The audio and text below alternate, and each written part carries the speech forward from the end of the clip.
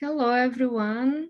I think we have a couple of people still joining our session.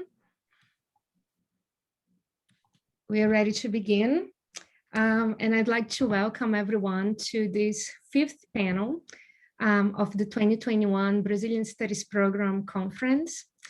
I am Andresa Rosca de Souza Santos, the director of the Brazilian Studies Program here at the University of Oxford. I'm a lecturer at the Latin American Center, and I'm co-organizing this conference with my colleague, Dr. Catherine Hatzikid, who is a postdoc at the University of Tübingen, and today she's one of the panelists, and that's why I'm introducing the event alone. In the Brazilian Studies Program, we have many activities, and one of these activities about Brazil is this annual conference, and this is the first time we have it online. And of course, this is because of the COVID-19 pandemic. The topic of this year is the Real and Imagined Brazil, examining narratives of dissent. And with this topic, we could explore many different and urgent questions that are related to fake news, science, denial, and we could, within these broad areas, look at the management of COVID-19, democracy, and authoritarianism. It's the topic of today's panel. Before I introduce our chair today, who is going to lead us through all these speakers, I'd like to say just a few words about the panel. Well, the title of today's panel is Brazil's Populist Authoritarian Grip: What is at stake for a Brazilian democracy?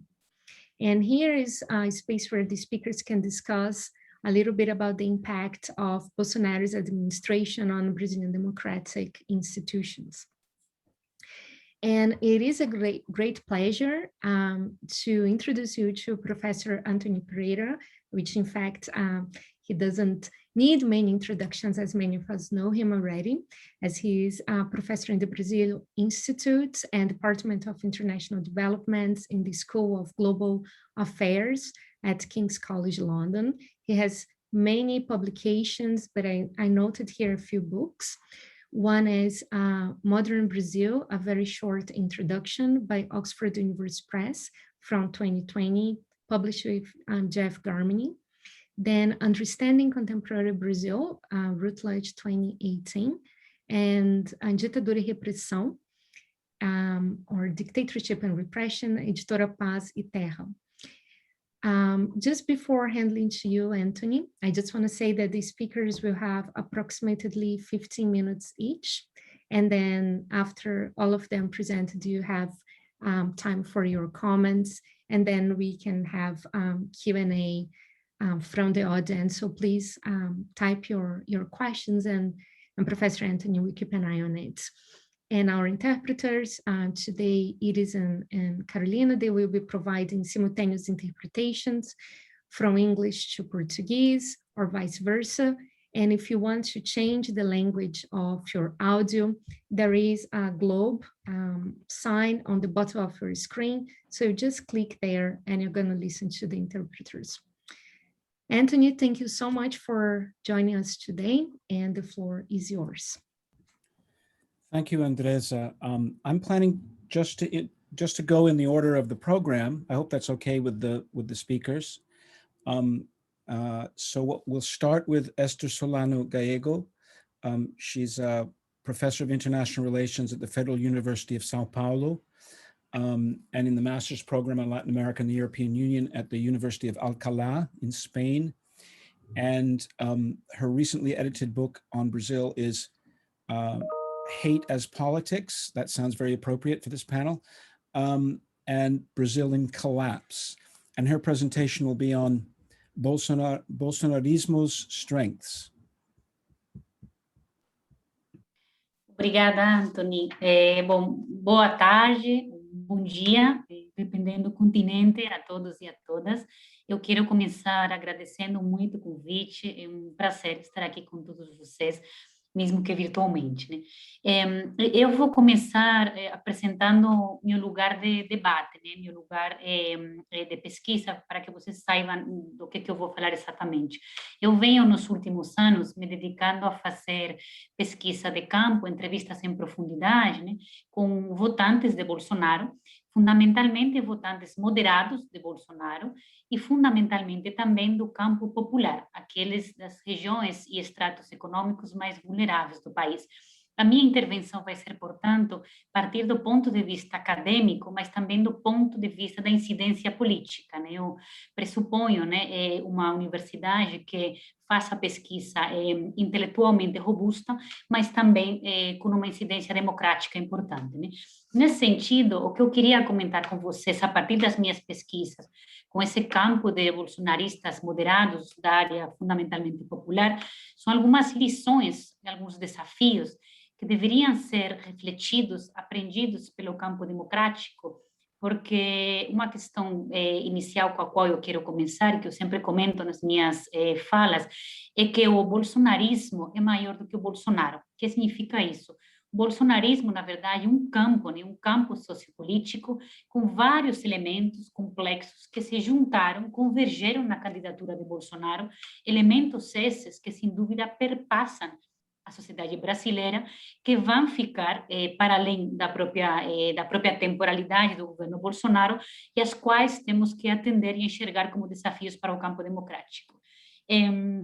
A primeira questão que eu queria colocar, em base a essa ideia do bolsonarismo e do campo sociopolítico que temos que enfrentar como desafio à democracia, é a ideia de pensar o bolsonarismo, o Bolsonaro, como um sintoma. E aqui eu quero me referir a uma coisa muito importante que aparece em todas as pesquisas que eu faço com esse campo bolsonarista moderado popular, que é a ideia do abandono. Um dos conceitos que mais aparece é a ideia das pessoas sentirem-se profundamente abandonadas, profundamente órfãs no plano político, frustradas, desiludidas, como se uma distância absolutamente abismal aparecesse entre a população e umas elites econômicas distantes, egoístas e que só se preocupam pelo seu próprio interesse. Né? Então, essa ideia da elitização excessiva de uma política que não se preocupa por uma população que sofre, né? Por uma população que é abandonada à sua própria sorte, às suas próprias dores, a ideia da descartabilidade, a ideia de se sentir descartável como sujeito político, como sujeito econômico, como sujeito de direitos, isso aparece com muita frequência. De tal forma que a palavra esperança é uma das palavras que mais aparece nas minhas entrevistas, quando eu tento entender por que as pessoas votaram em Bolsonaro. Essa ideia do voto da frustração, da absoluta solidão do sujeito que sente-se absolutamente fora, excluído do sistema político. Enquanto isso, portanto, uma das características mais potentes da figura de Bolsonaro é justamente o que os bolsonaristas caracterizam como a sua autenticidade, a sua honestidade, a ideia de que frente a um sistema político que está totalmente viciado pela lógica do marketing, pela lógica da corrupção, pela lógica do próprio interesse, Bolsonaro aparece como uma figura irreverente, folclórica, mas esse folclore é justamente um símbolo da honestidade, do genuíno, né, de aquilo que justamente é contraposição a um sistema corrompido nas suas entranhas. Né? Então, ainda hoje em dia, quando eu falo com bolsonaristas críticos, desiludidos, né, descontentes com Bolsonaro, eles me dizem, bom, mas no final das contas, Bolsonaro erra muito, mas ele é honesto, ele é genuíno, ele realmente quer fazer as coisas e ele está motivado por um interesse autêntico em cuidar da população. Então, é interessante essa ideia, né? A ideia do genuíno, construído em torno à violência, construído em torno ao sujeito que de fato comporta-se de forma autoritária, de forma antidemocrática, mas que esse autoritarismo é reinterpretado como honestidade, como capacidade de enfrentar um sistema que é profundamente corrupto. A segunda questão é que Bolsonaro, ele, além desse sintoma do abandono, ele também protagoniza, simboliza o sintoma do ressentimento e da raiva. Eu sempre digo que Bolsonaro ele constitui um fenômeno de empoderamento de uma direita que sentia-se de fato reprimida, ressentida e com raiva, mas não só dessa direita, de uma população que, pelo fato de se sentir abandonada, sente também uma raiva e um ressentimento contra diversos estamentos e diversas instituições político-democráticas. Evidentemente que os partidos políticos é uma instituição que é o alvo preferencial dessa raiva, desse ressentimento, mas da mesma forma os chamados mediadores tradicionais. Então, a imprensa, por exemplo, é um dos focos também desse ressentimento por uma profunda elitização da comunicação e da informação, que leva depois a esse outro fenômeno de que muitas pessoas procuram uma informação, um ecossistema informacional muito mais primário, mais familiar, mais primitivo nas redes sociais, que lhes dá confiança e a proximidade que a grande imprensa não fornece. E, evidentemente, um outro ressentimento conta uma certa elitização do campo do saber, do campo acadêmico, do campo científico, que às vezes também está muito longe de uma população que sente-se também abandonada por essa instituição. Então, acho que essa expressão da raiva, do ressentimento, permanece aí como uma questão estrutural e sistêmica a qual nós temos que atender. Bolsonaro como uma forma de empoderamento de um setor, de uma direita agressiva, neofascista, se assim queremos denominá-la, mas também de uma direita que sente-se empoderada no seu discurso de negação da política como forma de atuação coletiva e no seu discurso de um certo empoderamento da ignorância. Né? Tem um aluno meu muito engraçado que diz: professora, ultimamente parece que está na moda ser idiota, né, no Brasil. Né? Quando menos você sabe, quando mais ignorante você é, parece que você é ensalçado, né, politicamente. Então, essa ideia de o empoderamento da ignorância, o empoderamento da agressividade, Dostoiévski falaria empoderamento dos idiotas, né?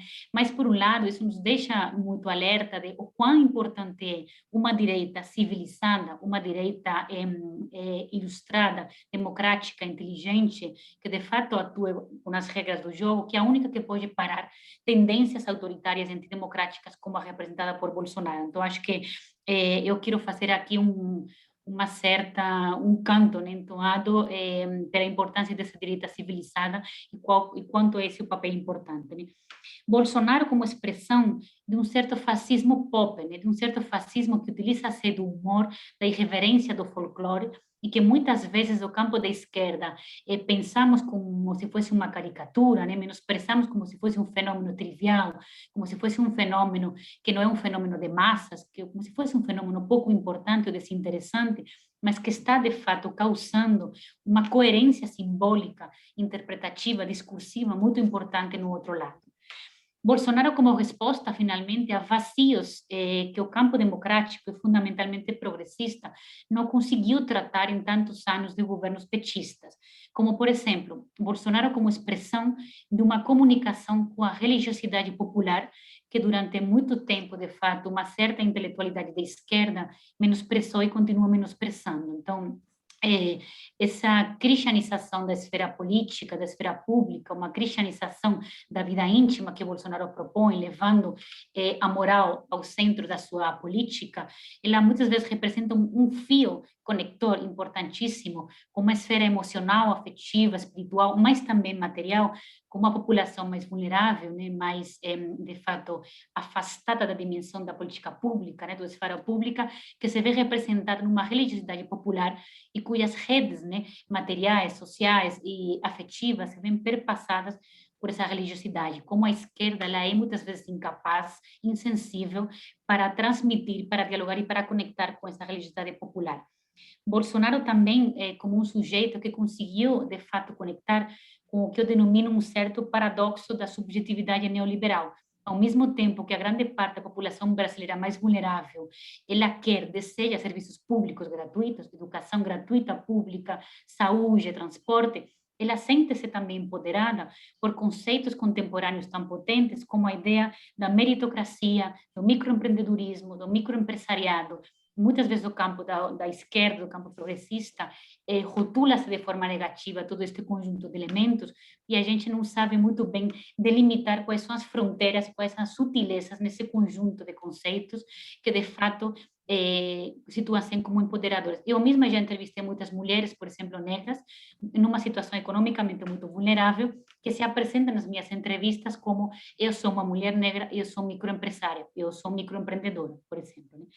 Bolsonaro como também uma conexão com o discurso da ordem de uma ordem existencial, ontológica, de uma parte da sociedade que não deseja a mudança e se deseja a continuidade, e nós temos que entender do ponto de vista democrático que essa parte da sociedade que deseja de fato a estabilidade, a não mudança, ela tem que ser também entendida e representada. Então, Bolsonaro como conexão e como diálogo, essa ideia de uma ordem existencial ontológica, de uma sociedade que não está representada pela aceleração, pela hiperaceleração das mudanças sociais e políticas no momento atual, que sente-se ameaçada pelo avanço tão brutal de pautas como feminista, pauta antirracista ou pauta LGBT, na sociedade brasileira, e que sente-se distanciada de um discurso, muitas vezes, que a esquerda não calibrou, não dimensionou e, de fato, não construiu com estratégia para capturar esta parte da sociedade conservadora, moderada, etc., que sente-se, em vez de acolhida, por exemplo, pelo feminismo, pela luta antirracismo, rejeitada por essas pautas, né?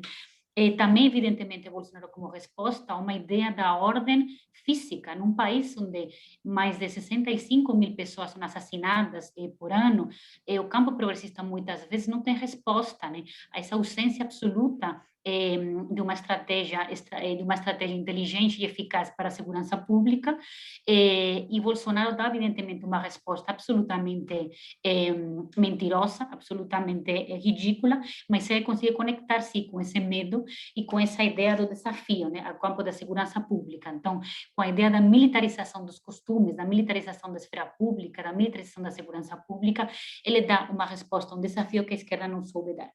Então, enfim, acho que acabo fundamentalmente aqui dizendo que nós temos um desafio que é fundamental. Bolsonaro passa por um momento de desgaste político, como vocês todos já sabem, né, por conta, enfim, da pandemia, dos desastres acumulados do seu governo, mas nós temos ainda alguns elementos do bolsonarismo, como justamente o discurso da negação da política, a negação da esfera pública, o discurso dessa cristianização, essa militarização da esfera pública, que são desafios que devem ser, de fato, escutados pelo campo progressista, que devem ser escutados pelo campo democrático, porque senão a gente, de fato, corre o risco de nós termos uma certa continuidade do bolsonarismo, talvez sim o Bolsonaro. Então, acho que eu faço aqui uma chamada de atenção a todo o campo democrático para a gente entender, estudar e não voltar a cometer o velho erro de menosprezar figuras como Bolsonaro, que aparentemente são de fato folclóricas ou são de fato caricaturas, mas que no fundo eles são sintomas de questões muito estruturantes e muito potentes que não devem ser silenciadas. Muito obrigada. Thank you, Esther. Thank you also for coming in on time so that we have lots of time for discussion and question and answer. That's very good start to our panel. The next speaker is Isabella Khalil, and she has a PhD in anthropology from USP and is a professor at the Sao Paulo School of Sociology and Political Science. She's a coordinator of the Observatory of the Extreme Right in Brazil and a researcher on the International Forum Sexuality Policy Watch. And her presentation will be on Bolsonarismo, risks for Brazil and the world.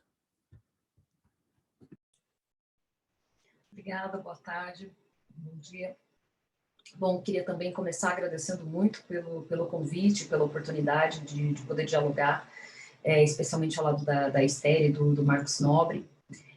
Também vou fazer uma apresentação cumprindo o tempo, né? Vou colocar aqui para cronometrar. Vou recuperar rapidamente, assim como a Esther fez, um pouco o lugar, né, de pesquisa e de onde eu falo, né? Acho que isso pode ser produtivo, inclusive, para o debate entre a gente no painel.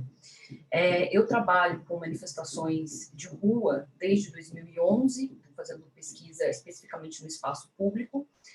Comecei a fazer pesquisa nos Estados Unidos, no movimento Occupy Wall Street, e depois no Brasil passei a observar manifestações da extrema-direita. Isso incluindo manifestações que começaram em uma rede social que existe, mas ela deixou de existir um tempo, que é o Orkut. Então, jovens que celebravam performances, né, de Jair Bolsonaro em elogio às suas posições machistas, misóginas, racistas, homofóbicas e LGBTfóbicas. Isso em 2011, 2012, 2013, 2014. Então, olhando esses grupos, e aí com muita atenção, especialmente um grupo que se chamam, né, grupos que se chamam de intervencionistas, que são pessoas que pedem uma intervenção militar e a volta da ditadura militar, o que eu passei a observar é que esse campo da extrema-direita em ascensão, ele estava em disputa. Então, nós tínhamos diferentes figuras que estavam em disputa nesse contexto, entre eles, figuras como celebridades, militares, integrantes do exército, líderes religiosos, policiais federais e agentes do judiciário, como promotores e juízes. E aí eu estou falando de um fenômeno que ocorre entre 2011 e 2016. Então, de uma certa forma, havia uma disputa para saber quem é que representaria melhor essa liderança da extrema-direita, com uma forte ênfase em figuras masculinas nessa disputa. Em 2016, apesar de Bolsonaro ter conseguido acumular um capital, né, simbólico entre esses grupos, em 2016, Bolsonaro efetivamente toma a liderança e se coloca como o principal representante, o maior representante desses diferentes grupos articulados, tanto nas redes sociais, na internet, quanto nas ruas. Bolsonaro faz isso quando ele, então, é deputado federal e vota pelo impeachment da, então, presidente Dilma Rousseff. De uma certa forma, a nossa pesquisa, ela acompanhou, né, um fenômeno que, acho que assim como a Esther comentou, né, que o bolsonarismo é maior que o Bolsonaro, eu acho que isso serve tanto para pensarmos o passado, né, então, como esses diferentes grupos da extrema-direita se organizaram e, inclusive, tentaram ter outras lideranças, né, outras figuras poderiam representar essa liderança da extrema-direita. Então, de uma certa forma, é como se o bolsonarismo ele fosse até anterior ao Bolsonaro de 2016 e, como a Esther colocou, ele pode, como fenômeno social, permanecer mesmo após a saída de Jair Bolsonaro da cena pública. Bolsonarismo é um conceito que eu uso com muitas aspas e de maneira muito provisória, né? Eu acho que a gente precisa, carece, de encontrar uma nomenclatura, uma definição que seja mais ampla, que possa dar conta desse fenômeno social que está para além da figura de Jair Bolsonaro, mas, pedindo licença para usar provisoriamente esse fenômeno, o que nós mapeamos foi o bolsonarismo e a estratégia de comunicação da campanha, e aí mais fortemente, então, em 2016, 2017 e 2018, mapeando diferentes estratégias de segmentação da campanha eleitoral, assumindo que Bolsonaro inicia a sua campanha quando ele faz o voto, quando ele torna público o voto pelo impeachment de Dilma Rousseff em 2016. Nesse período, nós utilizamos a imagem, né, como uma metáfora, a imagem do caleidoscópio, para definir essa junção de cacos, de pequenos pedaços que vão dando forma a essa figura do Bolsonaro, porque do ponto de vista etnográfico, então a gente sempre trabalhou com etnografia, né, seja no ambiente digital, seja no ambiente presencial, das ruas, das manifestações, o que nós percebemos é que para eleitores diferentes haviam candidatos diferentes. Isso ficava muito claro quando a gente entrevistava mulheres, e nós realizamos nesse período de 2016 a 2018 pouco mais de 1.000 entrevistas, mas quando nós entrevistávamos mulheres que diziam que votariam no Bolsonaro, porque Bolsonaro era o protetor das mulheres, Bolsonaro era uma figura que era muito preocupada com o bem-estar das mulheres, com a violência doméstica, com a questão das crianças, com as famílias. E, por outro lado, quando entrevistávamos alguns homens, eles diziam que iam votar no Bolsonaro exatamente porque o Bolsonaro iria colocar as mulheres no seu lugar, e aí isso estava relacionado com uma série de posturas misóginas, né, de que as mulheres, inclusive, não deveriam ter espaço na vida pública, não deveriam ter espaço na política, e etc. Esse é apenas um exemplo para dizer que a segmentação da campanha do Bolsonaro, nós identificamos, pelo menos, 16 diferentes perfis motivados por razões diferentes. E muitas vezes essas razões, nessa ideia de caleidoscópio, por isso que eu acredito que a ideia de caleidoscópio ela é interessante, elas eram contraditórias, né? Então é como se cada grupo de eleitor desses perfis fosse votar em um candidato diferente. Isso só foi possível graças a uma estratégia de comunicação específica, principalmente no ambiente digital, mas também pelo fato de que Bolsonaro, por diferentes razões, não participou de debates públicos televisionados, onde nós teríamos, então, a possibilidade de ter um candidato, de uma certa forma, para um público mais amplo e não de maneira segmentada, fazendo um discurso minimamente articulado. Inclusive, quando o Bolsonaro, na campanha, experimentou fazer isso, ele perdeu popularidade. Então, ou seja, o forte da campanha do Bolsonaro foi exatamente não se apresentar de uma maneira coerente em um discurso na cena pública como um todo, mas sim esses cacos do caleidoscópio de compartilhar, e aí usando o WhatsApp e outras plataformas digitais, compartilhar esses segmentados, né, esse caco em termos de pedaços diferentes desse presidenciável. No caso, a campanha, quando nós olhamos para a campanha, nós trabalhamos com a articulação de que esses diferentes perfis, em torno da noção do cidadão de bem, da pessoa de bem, ele se articulava em torno de duas forças, né, digamos assim. Uma força que está relacionada com expressões do neoliberalismo, e aí, né, do ponto de vista etnográfico, é sempre interessante a gente notar como determinados conceitos que a gente usa nas ciências sociais, na filosofia, eles se traduzem na vida concreta, né? Claro que ninguém, quando a gente vai entrevistar, dizia, vou votar porque estou atravessado pelo neoliberalismo, ou isso é expressão do neoliberalismo. Mas, de uma certa forma, o que traduzia o conceito que a gente chama de neoliberalismo ou neoliberalismos, ele se traduzia na vida concreta como posições anticomunistas. Então, posições anti-esquerdas, anticomunista e anti-Partido dos Trabalhadores. Eu friso que são posições anticomunistas, por quê? Porque parte das análises viam que era um sentimento anti-Partido dos Trabalhadores, né?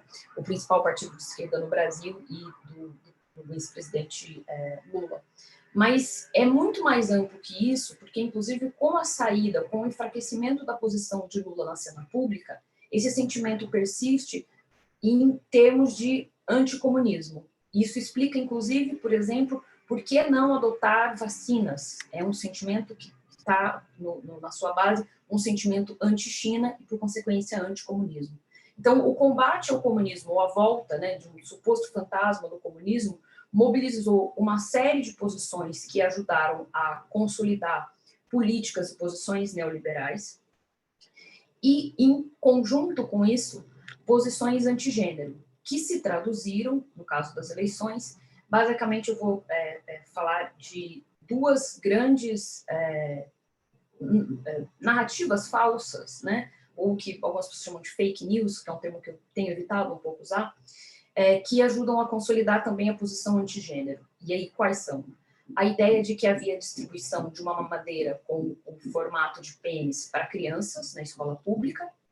Isso foi amplamente compartilhado nos grupos bolsonaristas e não bolsonaristas e conseguiu ter a adesão das mulheres, com medo, inclusive, de que as crianças ficassem expostas à violência sexual no ambiente escolar.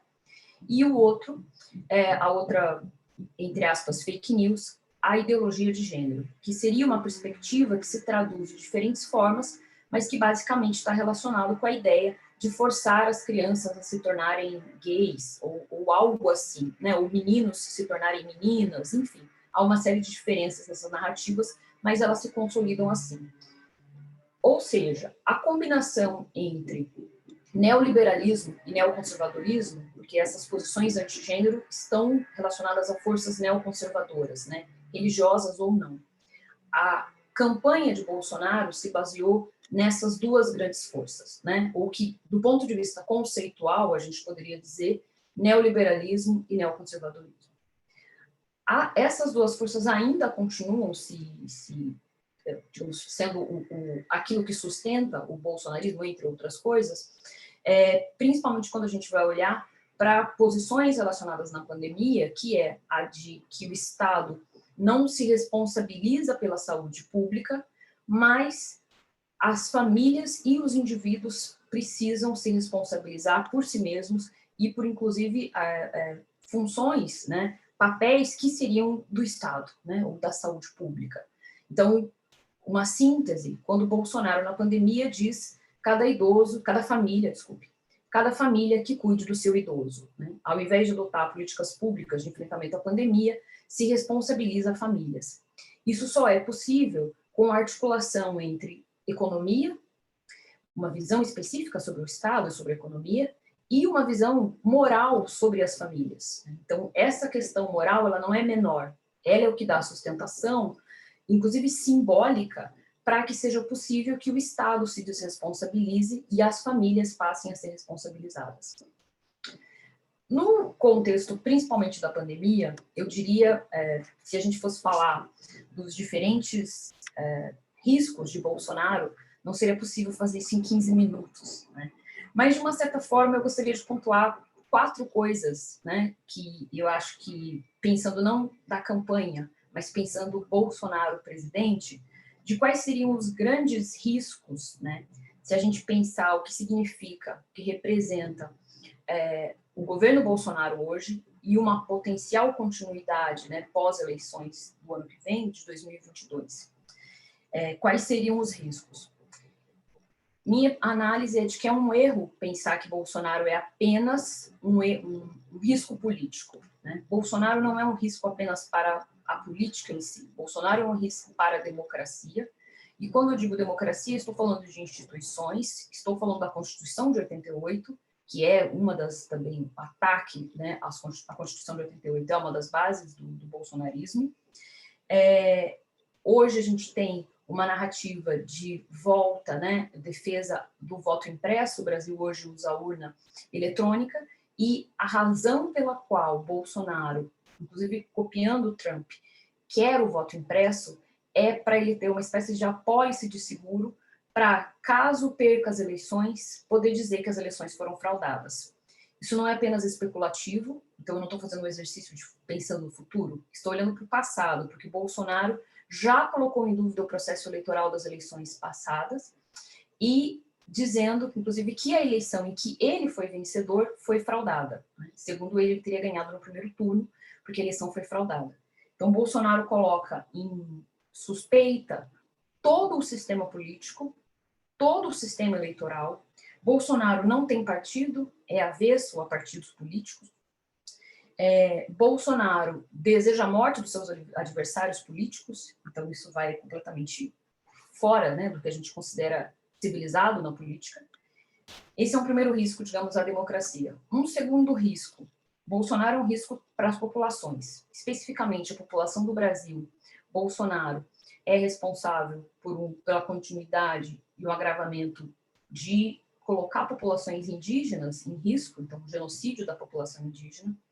Bolsonaro é responsável também por colocar a população brasileira em risco durante a pandemia, e aí a gente está falando de pelo menos meio milhão de mortos, inclusive porque há estimativas que mostram que esse número pode ter sido notificação. Bolsonaro, inclusive nesse contexto de ser um risco para as populações, ele é um risco, e aí é o meu terceiro ponto, não apenas para o Brasil, mas para o mundo, né? Porque, no contexto da pandemia, Bolsonaro recusou durante quase um ano todas as várias ofertas de vacinas, em nome da perspectiva de se adotar imunidade de rebanho por contágio, que seria a perspectiva de que as pessoas naturalmente se contaminassem com a Covid. Então, Bolsonaro trabalhou efetivamente para que, propositalmente, pelo menos 70% da população brasileira se contaminasse com Covid-19, baseado em uma teoria não científica da imunidade de rebanho por contágio, no caso da Covid-19. Eu já estou terminando. Recusou vacina e adotou tratamentos que são ineficazes. O outro ponto, quarto ponto: Bolsonaro é um risco para o planeta, independentemente da democracia brasileira, independentemente da Constituição, independentemente da população brasileira. Bolsonaro é um risco porque eu não teria nem tempo de dizer todos os ataques que Bolsonaro faz ao meio ambiente. São eles: retrocessos na lei ambiental, militarização do Ministério do Meio Ambiente, desregulamentação e a retirada de cientistas e demais especialistas da área ambiental para substituir por pessoas que acreditam em teorias conspiratórias. Então, por último, para encerrar, fazendo bastante coisa, né, de pesquisa, mas para fazer um sobrevoo, eu diria que entre 2016 e 2018, nós trabalhamos fortemente com a noção de segmentação de campanha e comunicação e esse caleidoscópio, e desde 2019 estamos trabalhando para entender como políticas públicas do governo federal têm sido baseadas em teorias conspiratórias. Eu publiquei recentemente, junto com a minha equipe, um artigo que fala sobre isso, como o Bolsonaro baseou as políticas de saúde pública de enfrentamento à Covid-19 em teorias conspiratórias, as mais diversas, né? E aí, inclusive, eu coloco a questão do voto eletrônico como parte de uma teoria conspiratória, mobilização de uma teoria conspiratória. Então, digamos, esse seria o nosso momento, né, de pesquisa e onde a gente está olhando, de onde a gente está analisando o bolsonarismo e a atual gestão do governo federal. É isso, muito obrigada. Thank you, Isabella. You've given us a lot to think about. Our next speaker is Katerina Hadzikidi.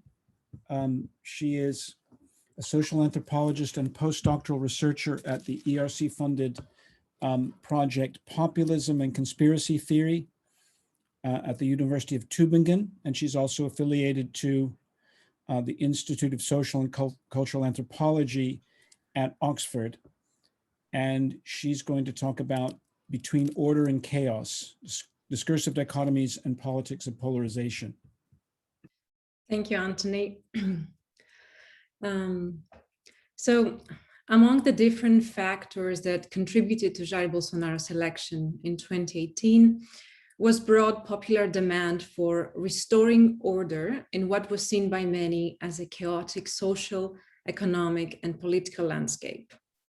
Since then, an ever-present discursive dichotomy between chaos and order has informed Bolsonaro's first term in office. In this presentation, I will sketch two of the main ways in which this permanent tension has played out in the last few years, affording the president continuing appeal amid growing discontent. First, an important element to consider is that restoration of order in this case was and is to take place through destruction. We need to destruct many things, undo many things to begin constructing later, affirmed the Brazilian president in a formal dinner in Washington, D.C. in March 2019, after thanking the conservative author and conspiracy theorist Olavo de Carvalho for his influence on the ideological revolution underway. In the literature on populism, we find many references to this notion of restoring order through destruction. When in opposition and during their first months in office, populists are seen as aiming to delegitimize the status quo so they can eventually erect a novel system of political authority in its place. Stephen Levitsky and James Loxton, for instance, discussing Fujimori's election in Peru, argued that populists often earned a mandate to bury the political establishment only to reconstruct it thereafter and refound the political order. Ernesto Laclau has described this tension as the double face of populism, both subversive of the existing state of things and a medium for a more or less radical reconstruction of a new order which will replace the old. However, as Gramsci has long observed, destruction is not as easy as it may initially appear. Indeed, he says, it is as difficult as creation. Destruction is a process that requires time, and more than that, it is an action that is bound to encounter resistance. For Bolsonaro and populist leaders across the political spectrum, resistance to their government is proof of the system's sway and determination to stifle, restrain, and ultimately impede the populist plan to reinstate popular sovereignty and restore order.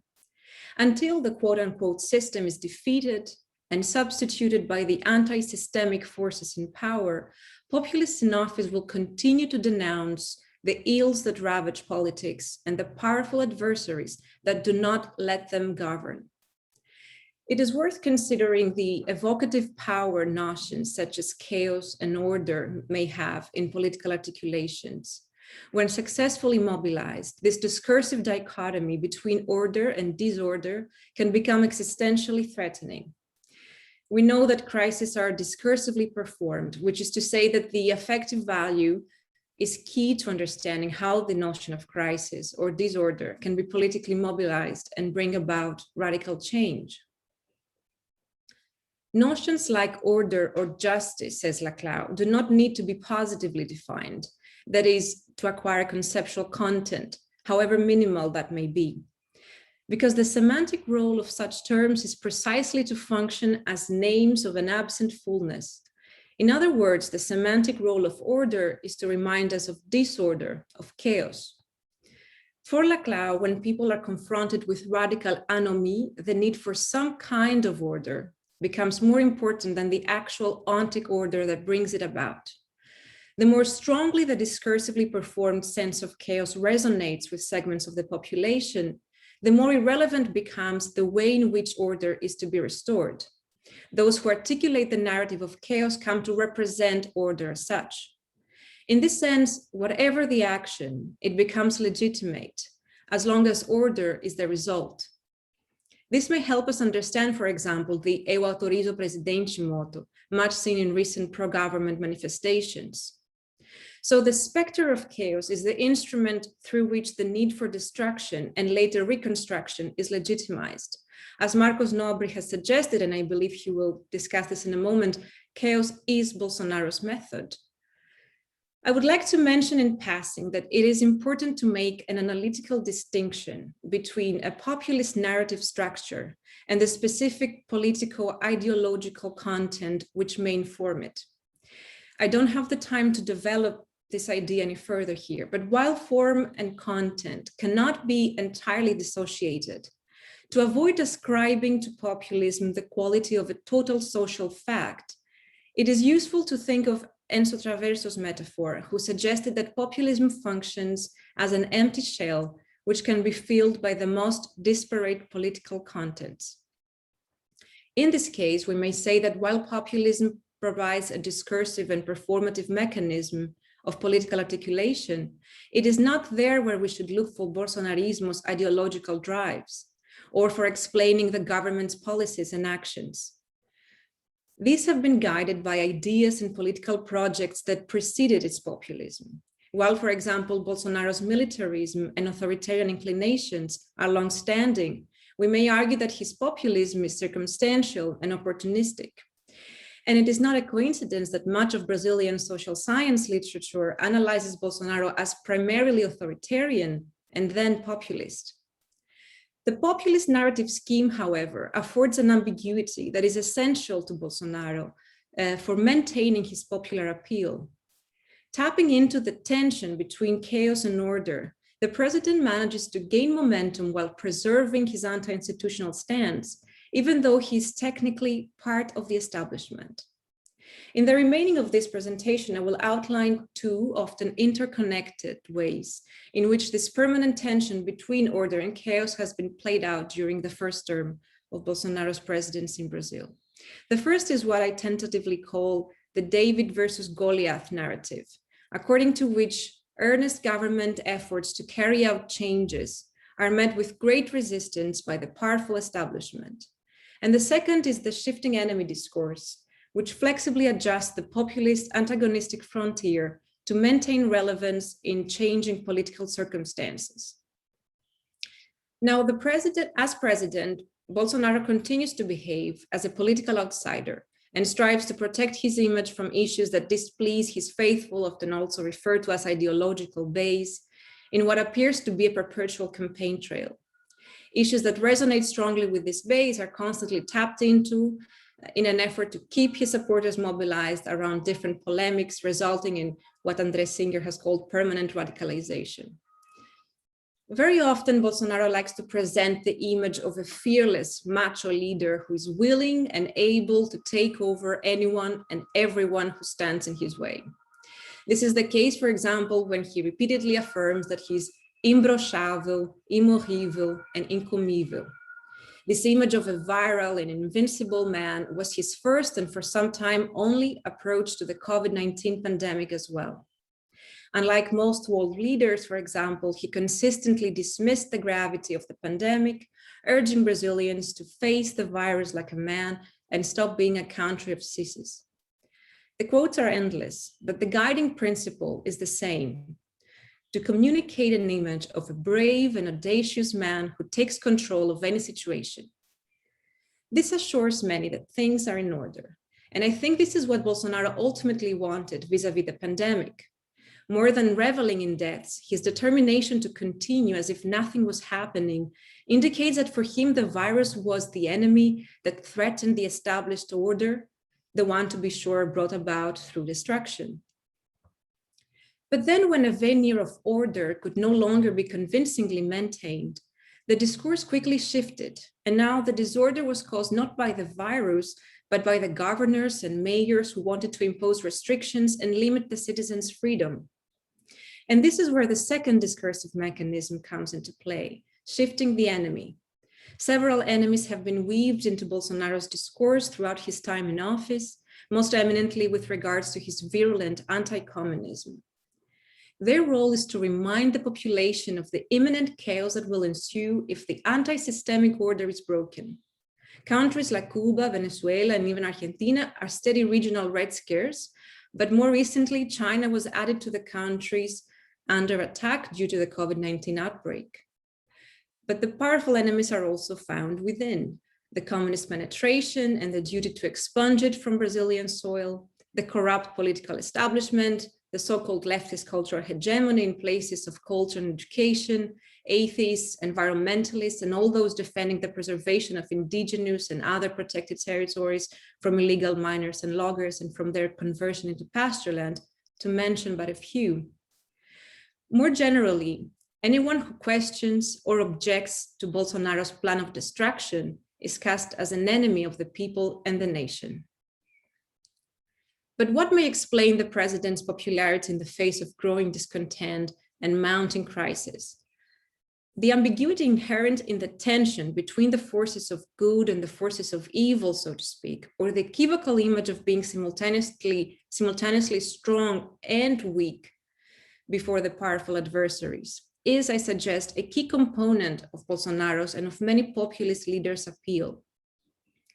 As Yanis Stavrakakis and Ioannis Andreadis have observed regarding populist resilience in power, more than fulfilling their electoral promises, what matters is being seen by their supporters as trying hard to implement them. Populists in government often attempt to convey the idea that they are in office, but not in power. A government that fights for the people's demands against the political, economic, and intellectual elites that continue to have the real power. This, in a nutshell, is the discursive logic of the David versus Goliath metaphor, and its importance for populist resilience in government lies in expressing their tireless efforts to bring about change against all odds. Sometimes they win, sometimes they lose, but the enemies they are fighting are powerful and dangerous.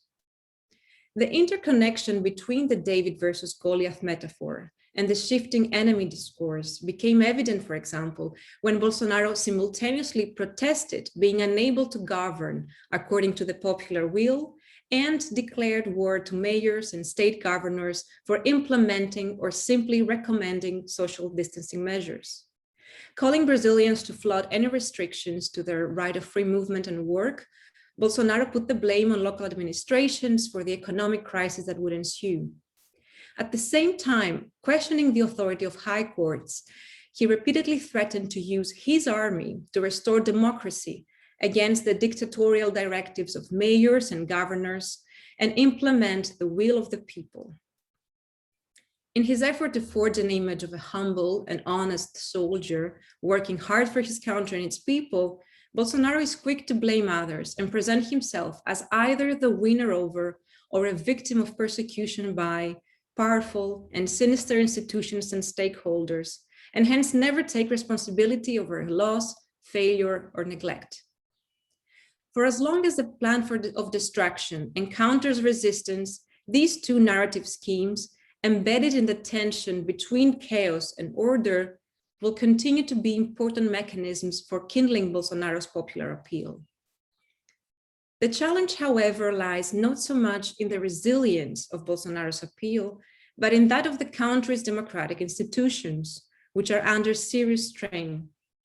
The incumbent government has thrown Brazil on a perpetual campaign trail, which doubles down on polarization and threatens to shrink the democratic space for disagreement and dialogue, trivializing intolerance.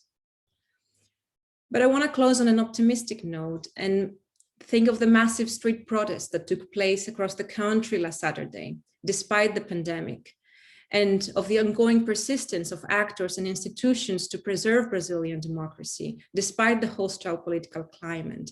I think these are hopeful indications that the democratic field will continue to battle against its destruction and prove that it is stronger than the challenges it is currently facing. Thank you. Thank you, Caterina. Our fourth speaker is Marcos Nobre. He's professor of political philosophy at Unicamp, at the University of Campinas. He's president of SEBRAP, the Brazilian Center for Analysis and Planning. He's a co-speaker at the Maria Sibylla Merian Center for Conviviality and Inequality in Latin America. And among the many books and articles he has published, he has a recent book chapter, The Global Uprising of Populist Conservatism and the Case of Brazil, in Klaus Gerd Giesen, Ideologies in World Politics, that came out in 2020. And he's also written about, among other things, PMDBismo. That was a few years back, I think. So over to you, Marcos. Thank you, Anthony. Thanks for the invitation to the Brazilian Studies program, to Andresa de Souza Santos, to Catarina Hatsikili. I'm really glad to be here, though it's really difficult to speak after such interesting presentations, illuminating presentations. Well, I'll try, I'll give my best.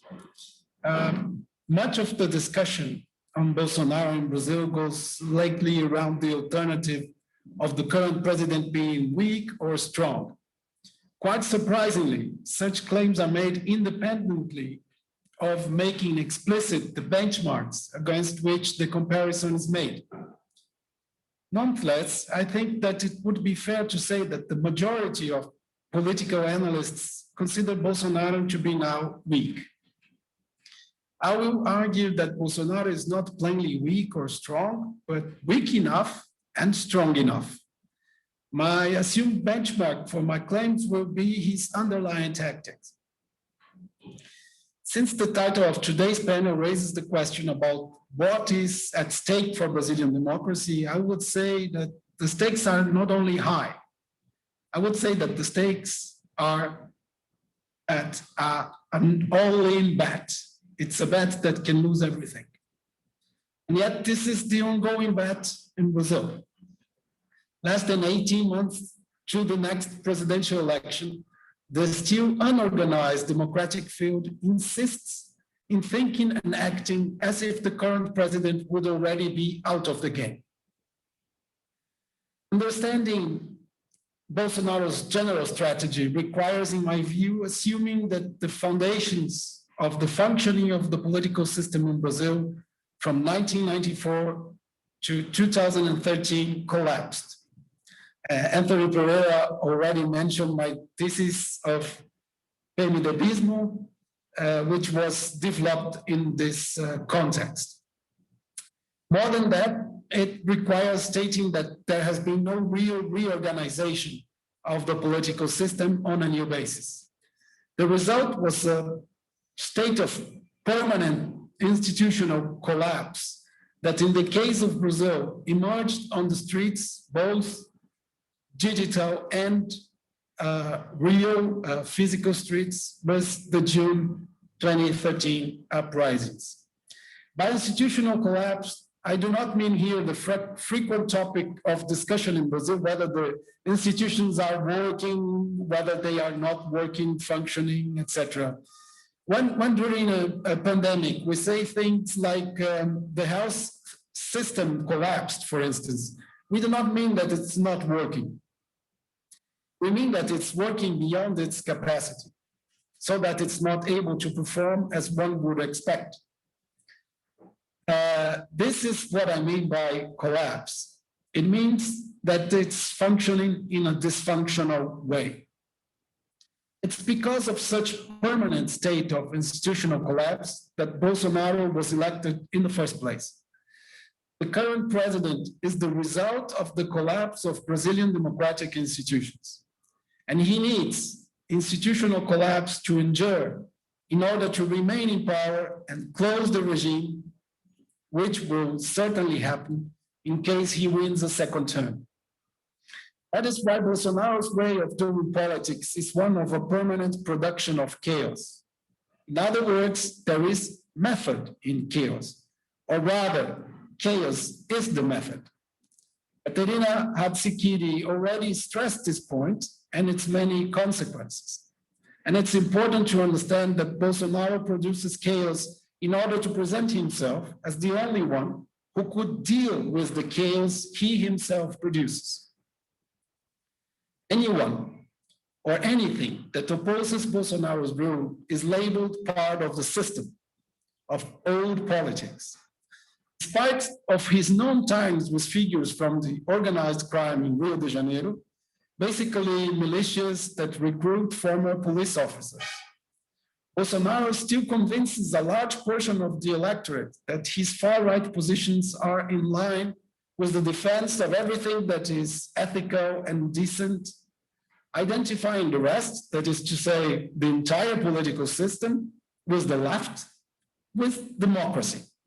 That is to say, with everything that is corrupt and corrupting of social life in general.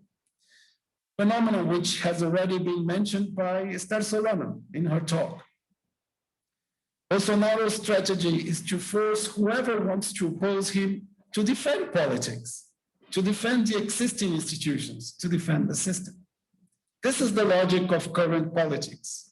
It also shows, in my view, Bolsonaro's hegemony in public debate so far. This seems to be the utmost expression of Brazil's current political deadlock. Since his victory in 2018, Bolsonaro has only two concerns: avoiding impeachment and seeking re-election. The tactic to achieve such double goal is the same: to maintain the loyal support of a part of the electorate that does not represent the majority, but is large enough to resist impeachment and to get him to the second round in the presidential elections of next year.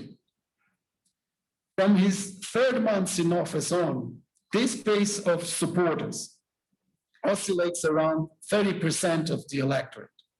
Even if such support drops to something like a quarter of the electorate, Bolsonaro still has a good chance of succeeding. The red flag, literally, for his project will only appear if his support falls below this threshold. And although the polls have diverged significantly in the last month, they did not rise this red flag until now. In the case of Bolsonaro, this means that his most important tactical moves involve maintaining and institutionalizing the tripod that supports him as president. The first leg of the tripod is what I mentioned before, the space of supporters that represent something like 30% of the electorate. And it should be noted, a support that remains in such level even in face of such impressive hard circumstances for any politician, like the pandemic, the economic crisis, and the rise in unemployment. Bolsonaro governs only for those who support him, for the group which he labels as the authentic Brazilians. Since April 2020, when the pandemic started to hit Brazil real hard, large enough means not only a loyal base capable of avoiding impeachment through social mobilization in favor of the government, but it also means passing an agreement with a portion of the old politics of the system in Congress, so that also in Parliament, impeachment would be out of the political horizon. This novelty means that this social base that supports Bolsonaro, for its most part at least, has also accepted this agreement. This seemingly paradoxical acceptance from a radical anti-system base may be explained by two main factors, I think, related to the very composition of Bolsonaro's support base. According to some statistical exercises, approximately half of Bolsonaro's support identifies with an authoritarian agenda. This is a novelty that deserves attention. The end of any dictatorship and the establishment of a democratic regime does not mean that the effects of the authoritarian rule do not endure over time. Brazil is no exception in this, especially when one thinks that the last dictatorship lasted for 21 years. But after the end of the military dictatorship in Brazil, in 1985 formally, the authoritarian forces and impulses were scattered. They did not have a public face, much less a public organization. Bolsonaro means not only organization and a public face for authoritarian voters. He won the presidency. Such hardcore authoritarian half of Bolsonaro supporters are with him all the way. It's not that they do not have an alternative. They don't want to have an alternative to Bolsonaro. The other half of Bolsonaro supporters do not necessarily identify with an authoritarian project. At the same time, this other half does not see an alternative candidate that would represent their positions other than Bolsonaro. And it's not likely that such an aim will emerge and consolidate candidacy until the next election, I think. The third leg of the tripod is represented by the military in the government. No less than 2,500 military personnel on active duty were nominated for non-career appointments in the government. Of the 21 ministers, 6 are military. 1/3 of the CEOs of state-owned enterprises are military. The lack of personnel that usually characterizes newly elected far-right leaders all around the globe has been in great part supplied by the military in the case of the Bolsonaro government. Not to mention the vice president and all the other retired military that served this government, not to mention the impressive support Bolsonaro has in security forces more broadly. Last but not least, the whole tripod lies on a common base, a very well-organized network of propaganda and disinformation and misinformation. Feared by all political adversaries, this network has evolved over time towards a commercially sustainable model, monetizing an organic growth of the far right. As in other cases around the globe, the far right in Brazil has seen the potential of the digital world long before the democratic forces, right and left, not only in building an alternative public sphere, but also in interfering in the classic public sphere led by the journalistic models produced after World War II. 2019 was the first election without an incumbent able to seek re-election who did not run for president, something only comparable to the 1989 election, the first election after the military dictatorship for president. 2022 is the restoration of an incumbent-led election, but with one crucial difference. 2022 will have nothing to do with the 2018 election in the sense that there will be no room for outsiders. Or to put it another way, the space for outsider candidacies is already occupied, and it has been occupied by the current president. It's the paradox proper to anti-system presidents, so common among the new authoritarian populists that emerged in the 2010s. Despite the pandemic and its tragic effects, despite Bolsonaro's negationist and divisive discourse and line of action, the current president still has the support of 1/4 to 1/3 of the electorate. The polls diverge on this, as already mentioned. This would be warning enough for those who want democracy to survive in Brazil. An arrogant attitude, a merely passive and reactive stance on the part of the broad democratic opposition camp can give Bolsonaro just the opportunity he needs to impose his project.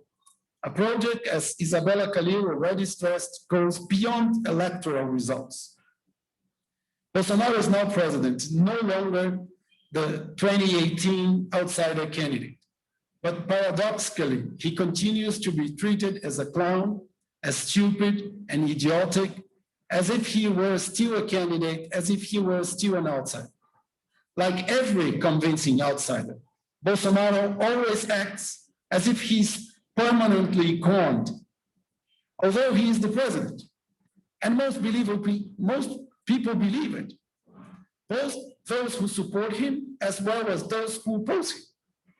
That is what I meant by claiming that he's weak enough to pursue his main strategic aim. This is also why any Democrat should stop believing that he's through and should start building the bridges of an united front in defense of democracy in Brazil. Also because the electoral defeat of Bolsonaro next year will not mean the defeat of what Bolsonaro represents. Thank you very much for your attention. Thank you, Marcos. I think the way I can get the conversation going now in our second round of this panel is to make a few comments and raise a few questions, and I'll also pass on a couple of the questions that have come in to the question and answers. But of course, those of you listening, you're welcome to put more questions in the Q&A, and I will pass it on to the panelists. I share with the panelists this concern about democracy and the need to be proactive and not to be complacent and not to assume that Bolsonaro is going to lose in 2022, not least because there's a parallel set of activities going on in the United States. If you look at the leadership of the Republican Party, and they are spreading this lie about the election in 2020, not because it's about 2020, because they want to create the conditions in 2022 and 2024 to challenge the election results and overturn them. They're making it easier for election officials in the states to overturn results. They're diminishing the ability of people to vote. They're suppressing the vote in lots of states because they know that if it's an open election with lots of people participating, they're not likely to win. And so there's a very strong authoritarian move there too. Just the other day, a former minister of Trump said that something like what happened in Myanmar should happen in the United States. We know that there's been a lot of dialogue between the far right in the United States and the Bolsonarista base. But I think I encourage everyone to read the work of our four panelists, because I think what they're all doing in different ways is making distinctions about Bolsonarismo and or Bolsonaristas in a way that's, I think, very helpful for the analysis that goes beyond the sort of broad brushstrokes that we get in the international media coverage of Bolsonaro. So for Catarina, she's talking about this order and destruction being simultaneous tropes in Bolsonarismo. I mean, Esther didn't get a chance to go into it, but in her paper, she talks about the difference between faithful, critical, and remorseful Bolsonaristas. Right? This is a sort of interesting triptych of different voters now, looking back at 2018. I think for Marcos makes this very interesting distinction between the authoritarian half of the base that is with Bolsonaro all the way, and the other half of the base that might be movable, or is at least more sensitive to issues of democracy. And I think in Isabella's work, she talks about the intervencionistas. This was something that interested me a lot because I started seeing in the pictures of protests, I started noticing about 2013, but Isabella's talking about going back to 2011, people calling for military intervention, and I thought that was a kind of part of the historical past. That was something that Brazil had gone through and wasn't going to experience again. But you have these people saying that this should happen now. I guess in terms of questions, Caterina talked about order. And there's an interesting question from Marion Bastos Lima. She's wondering if any of the speakers have thought of Zygmunt Bauman's concept of retrotopia as at all helpful to assess Bolsonarismo. In other words, an idealized past as an agenda for the future. So this past, I guess, for Bolsonaristas is when gender hierarchy was more traditional, religious order was stronger, churches were stronger. There was this neoliberal belief in a kind of market conservatism. I guess what strikes me about this is that, and this comes up in a book that's just been published by Richard Lapper called Beef, Bible, and Bullets. He describes the trajectory of the first couple of years of the Bolsonaro government. And in the second year, it sort of looks kind of grubby. I mean, the Central, the deals, the horse trading with the Central in Congress, it may not be PMDBismo. I mean, that order may have ended, but it looks pretty familiar. And it's not particularly principled, and it's not the heroic self-image of people like Arvaldo de Carvalho or Steve Bannon, where you've destroyed the old order and replaced it with something like, I don't know, Ayn Rand's heroic individuals, self-reliant, creating a new order. It looks like a pretty grubby, it looks a lot like the old order, and it's pretty compromised, and it's pretty dirty, right? It's just trading with Central.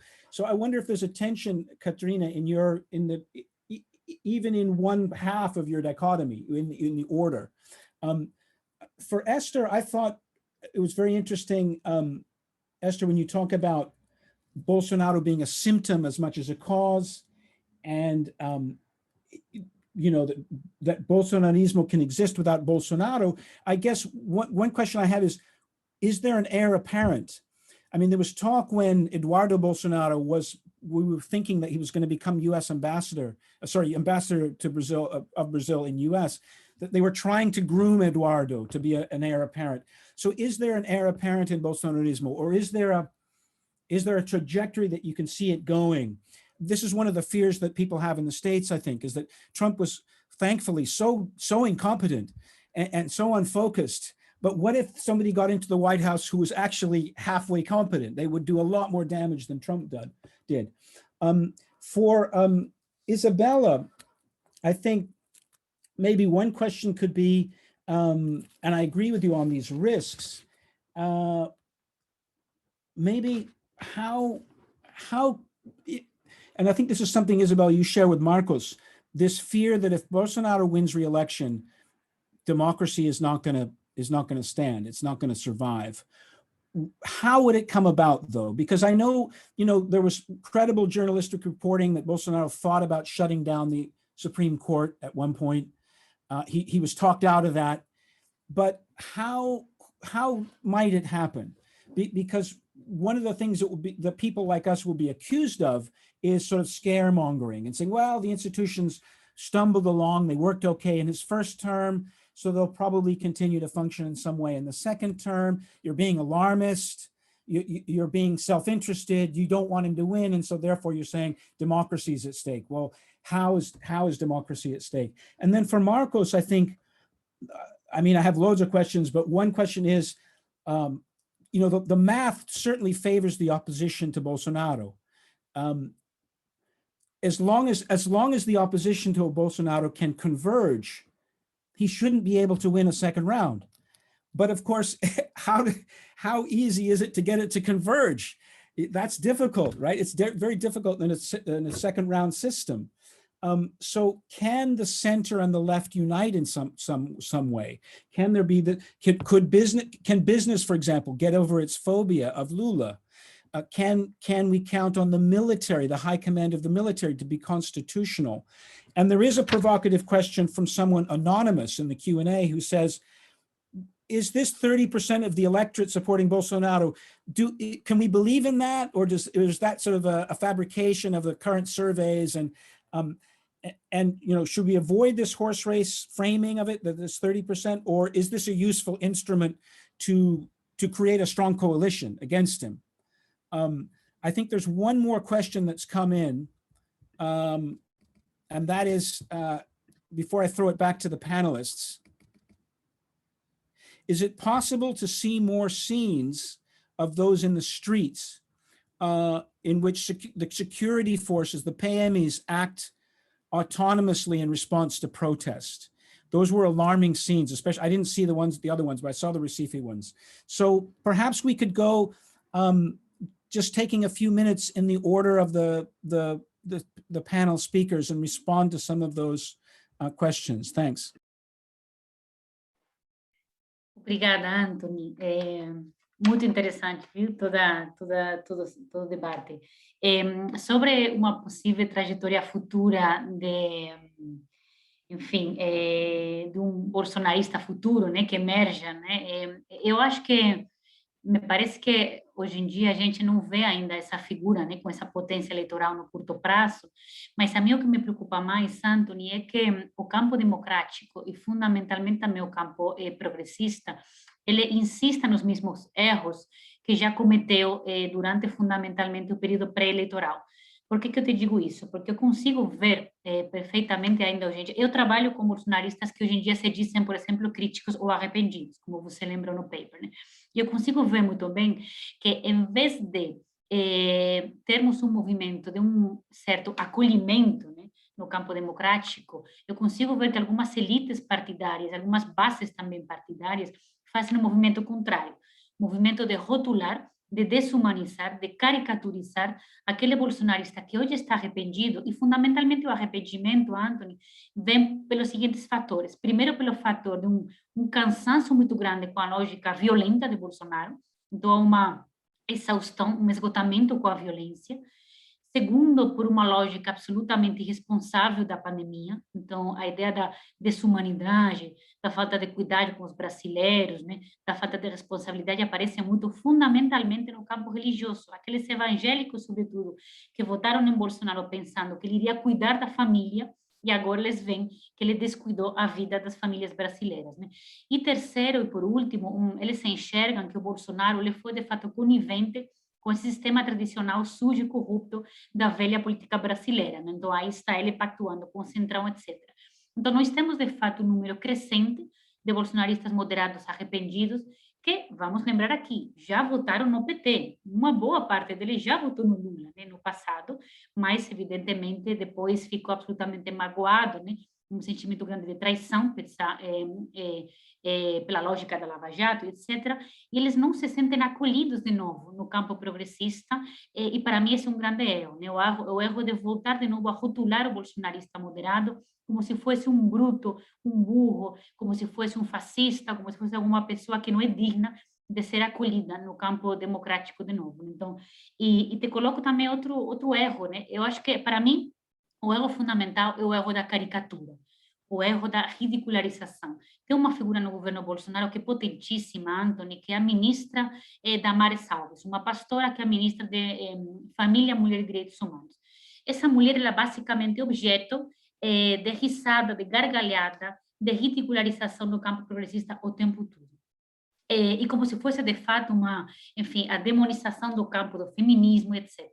O que a Damares Alves representa no campo de um conservadorismo que se diz, inclusive, feminista, ou seja, ela está disputando o feminismo dentro do campo conservador, é uma coisa potentíssima.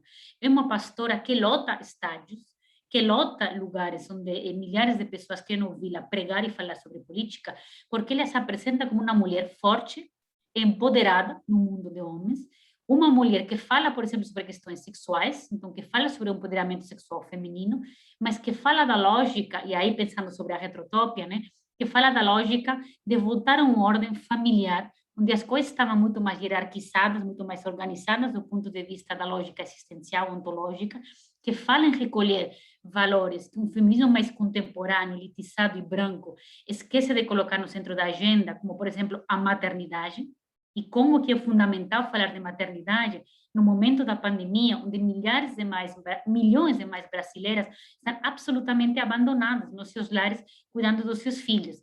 A Damares, por exemplo, dessa lógica conservadora, fala sobre maternidade, mas uma maternidade empoderada dessa lógica do feminismo conservador que empodera um certo protótipo de mulher.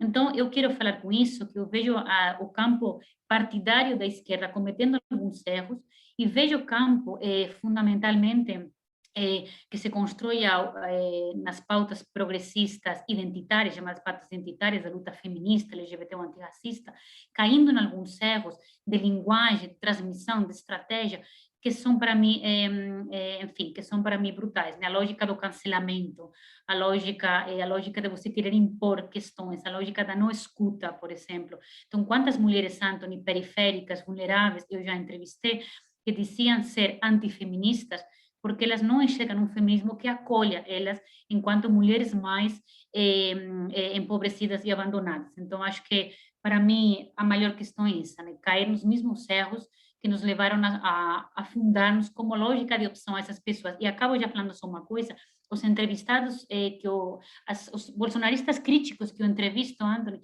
acabam todos falando comigo a mesma frase.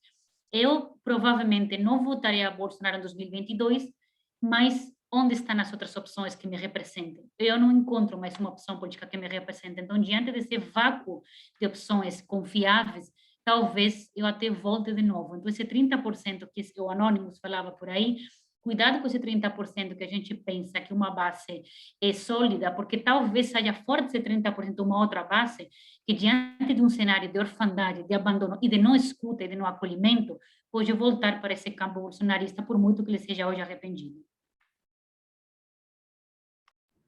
Thank you, Esther. Before I pass to Isabella, let me just throw in another question that's come in the chat, and that is, can we attribute all the negative effects on democracy to Bolsonaro himself, or should we attribute them to structural and deeply rooted issues of Brazil's past, such as inequality, corruption, the legacy of impunity, culture of violence, and so on? Isabella, it's your chance to respond. Bom, eu diria que Bolsonaro, né, não é apenas um risco para a democracia brasileira, mas é um risco para o planeta, né, no sentido de que, inclusive, a gente pode, digamos, há coisas que são reparáveis, né, ainda que se percam, né, mas há coisas que são irreparáveis. Então, se a gente perde, se a gente tem genocídio de populações indígenas, isso é irreparável. Se a gente vai perdendo parte da floresta, né, da Amazônia, isso é irreparável, não há como reparar isso, né? Então, acho que o Bolsonaro é um risco, inclusive, de questões que são não apenas institucionais, mas que são planetárias, muito sérias, né? Mas, especificamente falando de democracia, principalmente no caso brasileiro, eu acredito que seja um risco por algumas razões, né? Apesar de trabalhar muito na ordem do discurso, né, do que as pessoas falam, como elas se manifestam, inclusive, no ambiente digital, minha análise tem um lastro que é um lastro naquilo que é do direito, naquilo que é legal. Então, parte desses grupos, se a gente for perguntar, né, por que 2011? Por que 2011 é chave? 2011 é chave, na verdade, 2009, 2010 e 2011, porque é quando você tem o Plano Nacional de Direitos Humanos, o terceiro Plano Nacional de Direitos Humanos, tendo como consequência e desdobramentos a Comissão Nacional da Verdade. Então, a resposta dos militares está relacionada com a Comissão Nacional da Verdade, que é, por uma questão de memória e justiça, para tratar sobre os crimes cometidos durante a ditadura militar. Então, a volta ao passado é um período pré-PNDH3, por exemplo. Tanto que o bolsonarismo está em disputa para criar um PNDH4, produzido, texto, por uma associação de juristas evangélicos. A volta da ditadura é um período pré-Constituição de 88. Então, a Constituição de 88 é vista como um obstáculo para a vida social. Então, não é apenas volta da ditadura, é a volta a um período pré-Constituição de 88. Então, pré-PNDH, pré-Constituição de 88. Há grupos, como eu trabalho não só com bolsonarismo, mas com a extrema-direita de maneira geral, há grupos que querem a volta, não estou dizendo que todo mundo que defende a volta da monarquia no Brasil defende isso, mas alguns grupos que defendem a volta da monarquia porque é um período que tinha escravidão, é um período pré-abolição da escravidão. E ainda quando existia um quarto poder moderador que poderia colocar em jogo, né, em disputa, o que a gente tem hoje da questão dos três poderes, da relação dos três poderes. Tem grupos que performam as cruzadas, né, e que querem a volta de um período que, enfim, que a gente não tinha nem os marcos civilizatórios que a gente tem hoje. Então, eu acho que tem uma disputa aí que é no plano legal, né, que uma potencial eleição de Bolsonaro, né, Bolsonaro já está, por diferentes razões, em diferentes frentes, inclusive com diferentes ministérios, esvaziando a Constituição. Né. Se a gente tiver um esvaziamento ainda maior que isso, a gente corre o risco de ter o pouco que a gente tem, né, de marcos legais, inclusive. Há uma discussão de se ter uma nova constituinte no Brasil, então a gente corre o risco de estarmos em um período que ele é, inclusive, do ponto de vista de direitos, né, concretamente, a pré-conquistas de 88. Né? Então, acho que essa é uma questão. Né? E, por último, Bolsonaro tem uma visão, né, o bolsonarismo, uma visão seletiva de democracia. No Brasil, há um ditado que diz direitos humanos para humanos direitos, né, para pessoas que são corretas, moralmente corretas. E o que se implementa nesse governo é uma noção cada vez mais seletiva de democracia, porque eles não são contra a democracia, muito pelo contrário, eles são defensores de uma certa visão de democracia. Inclusive, a ideia de se ter intervenção militar é para repor a democracia, supostamente, mas a perspectiva de que você tem que ter uma conduta moralmente correta, muitas vezes religiosa, para merecer direitos fundamentais. Né? Então, essa ideia do merecimento, ela é uma das chaves, né? De que a democracia não é para todo mundo. Idem o voto, por isso eu falei do voto impresso. Por trás da discussão do voto impresso, tem fortemente uma tendência para que as pessoas tenham menor participação, que as pessoas passem a votar menos. Então, é uma eleição, né, uma perspectiva de que a eleição não é para todo mundo, não todo mundo que deve votar, apenas algumas pessoas que são moralmente aptas a votar.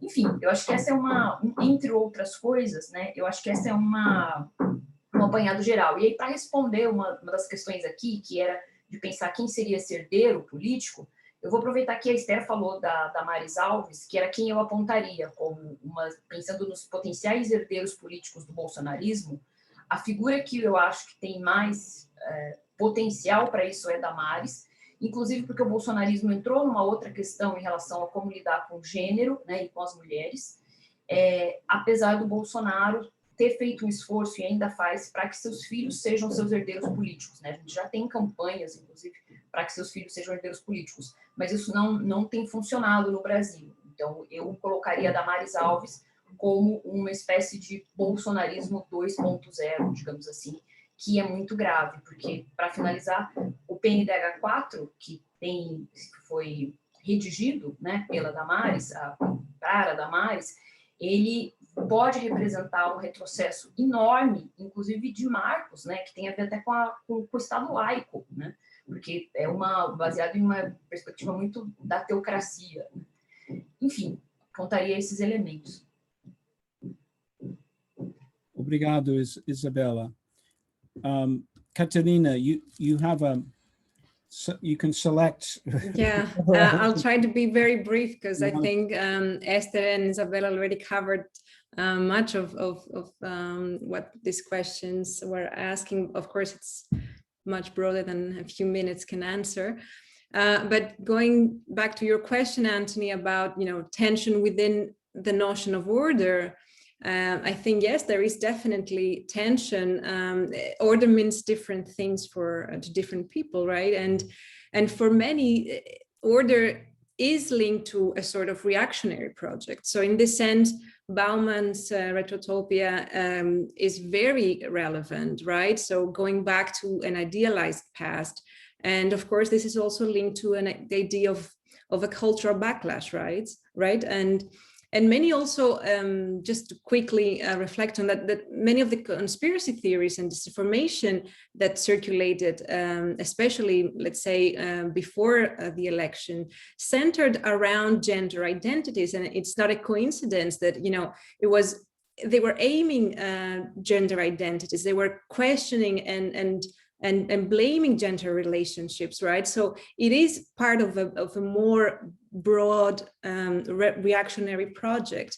And just to briefly reflect on the question on the chat, I absolutely don't think that the negative effects to democracy can be attributed to a single person, even if that person is the president of the country. As Esther and I think everybody in the panel mentioned already, this is Bolsonaro is just a symptom of a much larger let's say, phenomenon in Brazil that is definitely linked to structural problems such as inequality and corruption and so on. So I will just leave it there because I think we're running out of time, and give the floor to Marcos. Thank you. Marcos, the floor is yours. Thanks, Anthony, and thanks also for the questions. It's not PMDBismo, as you said, but it looks like a lot like the old order. In an article that I recently published in the journal Brésil in French, I characterized Bolsonaro government as the limit form of PMDBismo, as to say, it's the edge, really, and we can really overturn, because PMDBismo is a characterization of a democratic conservatism.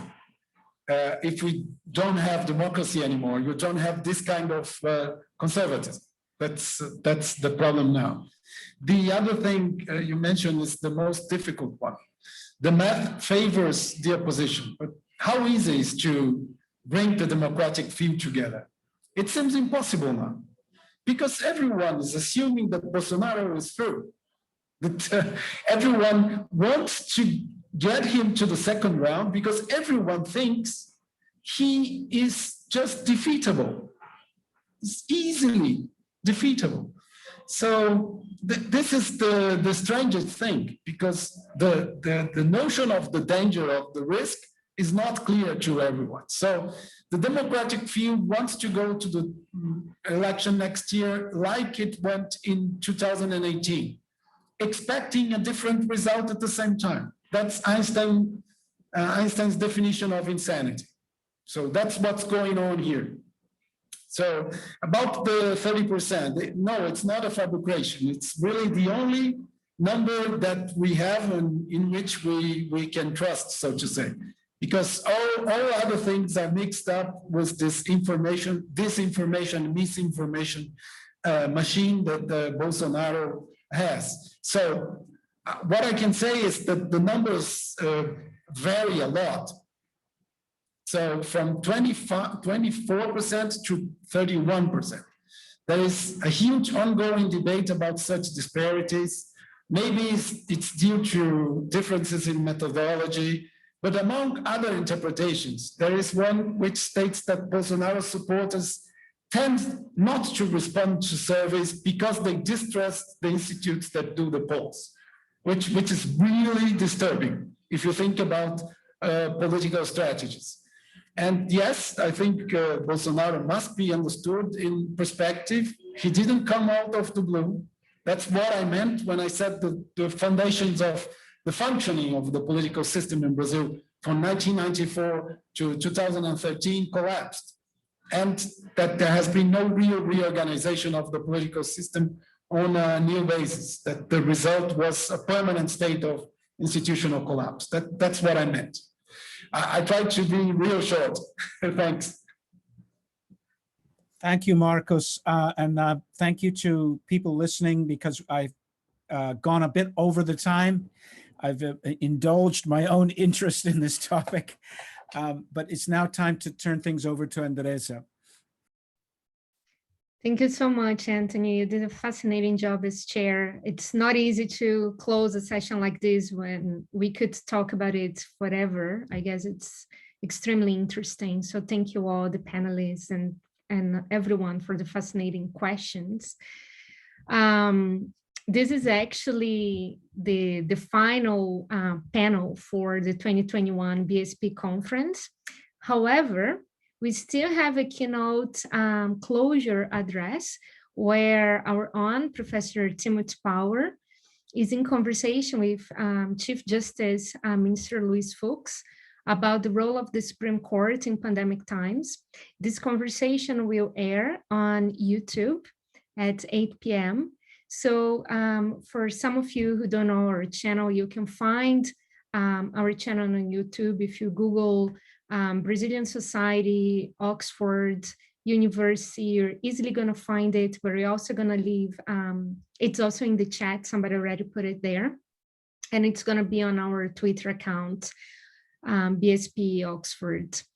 And to all our attendees, thank you so much for joining us. And our technical team of one person, Ivan, thank you so much. It's a lot of work. And also the interpreters, Iris, Carolina, and Karini, thank you for the detailed work. And to our speakers of today, as well as from the previous panels for the past 4 weeks, thank you for the wonderful presentation and see you in the BSP 2022. Thank you all. Thank you. Be well. Thank you. Thank you. Obrigada. Bye-bye. Everyone. Bye-bye.